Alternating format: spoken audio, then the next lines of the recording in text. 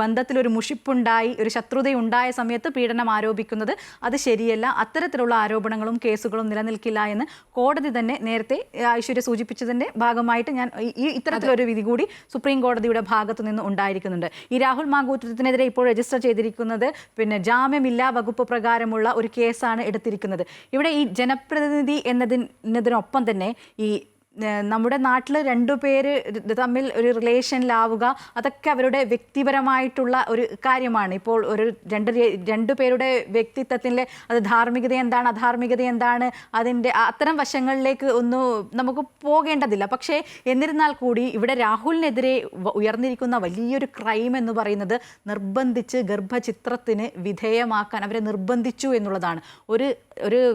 അതാണ് ഈ ജനപ്രതിനിധി എന്ന നിലയിലും അല്ലാത്തപ്പോഴും ഒരാളെ സംബന്ധിച്ചിടത്തോളം വളരെ വലിയൊരു ക്രിമിനൽ കുറ്റമായി ഇവിടെ കാണുന്നത്.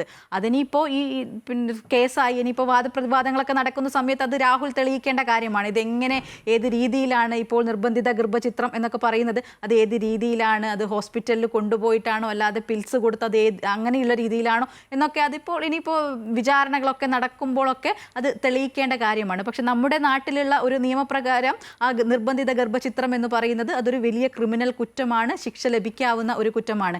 ഈ ഗർഭചിത്രത്തിന് നമ്മുടെ നാട്ടിൽ അനുമതിയുണ്ട്. അത് പക്ഷേ ചില കേസുകളിലും ചില പ്രത്യേക കണ്ടീഷനുകളിലും മാത്രമാണ് അത്തരത്തിലുള്ള അനുമതി നൽകുന്നത് എന്നുള്ളതാണ്.